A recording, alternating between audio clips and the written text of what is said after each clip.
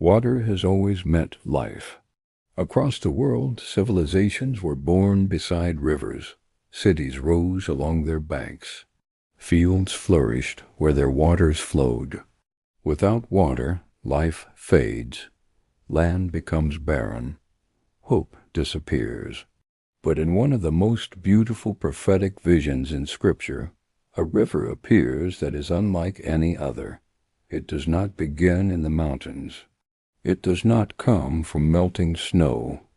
It flows from something far more mysterious, from the very presence of God. The prophet Ezekiel saw this river during the same remarkable vision that revealed the new temple. But this river was more than water. It was a symbol of restoration, healing, life flowing into places that had long been dead.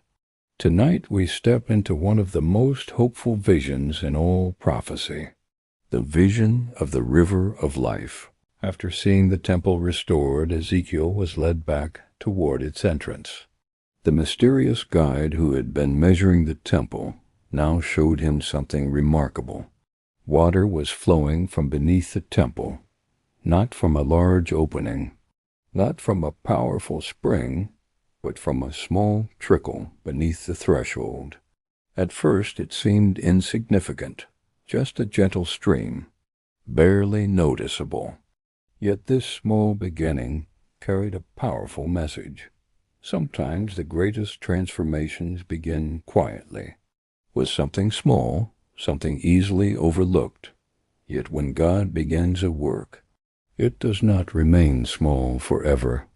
Ezekiel noticed something else. The water flowed eastward, toward the desert regions beyond Jerusalem, toward land known for dryness and barrenness. The direction itself carried meaning, because the east represented wilderness, a place where life struggled to survive. But the river was heading there intentionally, as if the life flowing from God's presence was moving directly toward the places that needed it most. The guide then asked Ezekiel to walk with him. He carried a measuring line, and he measured 1,000 cubits.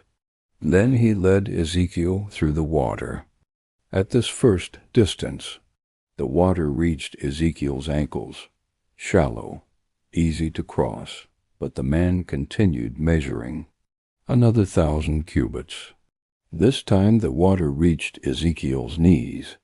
The river was growing, wider, deeper, stronger, yet it had started only as a trickle. Another 1,000 cubits were measured. Now the water rose to Ezekiel's waist, the current stronger now, more powerful, more alive. Finally, the guide measured another 1,000 cubits. But this time something had changed dramatically. The river had become so deep that it could not be crossed. It was a river powerful enough to swim in, a river that could not be walked through. The small trickle had become a mighty stream, a living river flowing outward from the temple. Ezekiel then looked along the riverbank. Something extraordinary was happening. Trees were growing everywhere, on both sides of the river, tall, healthy, vibrant, the kind of trees that flourish only where water is abundant. But the most remarkable part was this. The land surrounding the river had once been dry, barren, empty. Yet wherever the river flowed, life appeared. Green leaves, strong branches, fruit growing abundantly. The transformation was undeniable. The river had turned the desert into a garden. The river continued flowing east, toward one of the most lifeless bodies of water in the world, the Dead Sea, a place known for its extreme salt content, a sea where almost nothing lives, where fish cannot survive, where the water feels heavy and lifeless. But Ezekiel's vision revealed something astonishing. When the river reached the sea, the waters were healed. The lifeless sea became alive. Fish began swimming in abundance. Fishermen stood along the shores casting their nets. The place once known for death became a place of life. The message was unmistakable. The life flowing from God has the power to transform even the most hopeless places. Along the river banks, Ezekiel noticed something else remarkable. The trees growing there produced fruit continuously, not just once a year, but every month.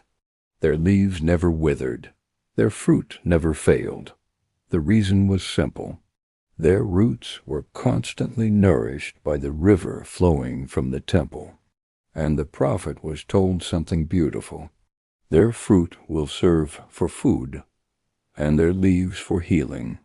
This image became one of the most powerful symbols in all prophecy, a picture of divine provision, healing, and restoration. The vision of the river of life carried profound symbolism.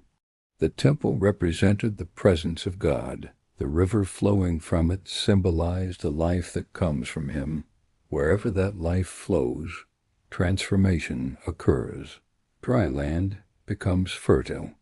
Dead waters become alive. Broken places become healed. The message was simple. Life flows from God, and when that life reaches the world, everything changes.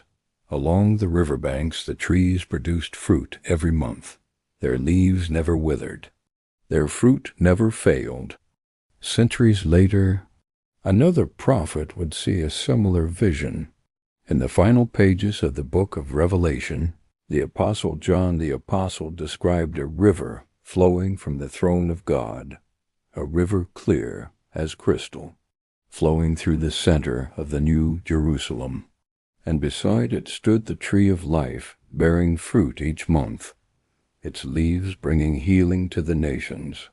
The imagery echoes Ezekiel's vision, because the ultimate destination of God's plan is restoration, a world where life flows freely, where death is overcome, where creation is renewed.